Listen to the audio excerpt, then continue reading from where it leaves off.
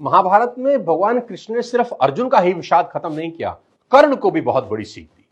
महाभारत में कर्ण भी भगवान कृष्ण को अपनी व्यथा सुना रहे हैं कि मेरी मां ने मुझे जन्म देते ही त्याग दिया, आचार्य द्रोण ने मुझे शिक्षा देने से मना कर दिया क्योंकि उनकी नजर में मैं क्षत्रिय नहीं था। द्रौपदी के स्वयंवर में मुझे अपमानित किया गया कि मैं राज परिवार का हिस्सा नहीं हूं। मुझे पूरे जीवन अपमान का घूंट पीना पड़ा। कर्ण पूछते हैं, केशव मेरा क्या अपराध था? भगवान कृष्ण जो कर्ण को जवाब देते हैं, मुझे ऐसा लगता है कि यह जवाब 1000 करोड़ टीचिंग के बराबर है। यह जवाब सीखने के बाद आदमी के पास हर सवाल का जवाब मिल जाएगा। जी हां, कृष्ण मुस्कुराते हैं और जवाब देते हैं कि हे सूर्यपुत्र, मेरा तो जन्म ही कारागार में हुआ।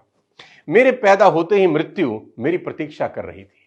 जिस रात मेरा जन्म हुआ उसी रात मेरे मां बाप से मुझे जुदा कर दिया गया और जहां पहुंचा वहां सब काम मुझे ही करने पड़े। गायें चराने से लेकर गोबर उठाने तक सब काम करता रहा। सिर्फ 2 दिन का था, मेरे ऊपर राक्षसों ने हमला कर दिया। मुझे बारंबार जान से मारने की कोशिश की गई। मेरा अपना सगा मामा मेरी जान का दुश्मन था। मेरे जीवन की चुनौतियां कहां कम थी। अन्याय जीवन भर मेरे साथ भी होता रहा।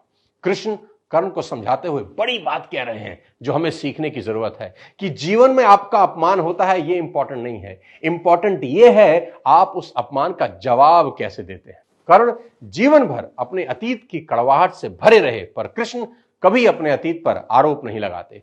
कर्ण पीछे की ओर देखते हैं और कृष्ण आगे की तरफ।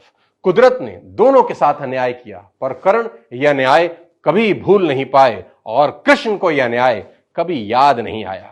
एक ने अपने आप को क्रोध के विष से भर लिया और हीन भावना से भर लिया और दूसरे ने स्वीकृति के अमृत से। दोनों में अगर कोई अंतर था तो वो एक्सेप्टेंस का था। कृष्ण ने हंसकर अपनी नियति स्वीकार कर ली और कर्ण कभी अपनी नियति स्वीकार नहीं कर सके और परिणाम में कर्ण अधर्म के पक्ष में लड़ते हुए अकाल मृत्यु को प्राप्त हुए। परिस्थितियों का चक्र चलता रहेगा। कई बार लगता है कि भाग्य ने धोखा दे दिया। ये चुनाव हम पर है कि हम कर्ण की तरह रोएं या कृष्ण की तरह जीवन को उत्सव में बदल दें। जीवन में रोने के लिए नहीं, हंसने के कारण ढूंढने हैं, क्योंकि जीवन तो भगवान का भी कहां सरल था। जीवन है तो समस्या होगी ही, समस्या है तो हल भी होगा।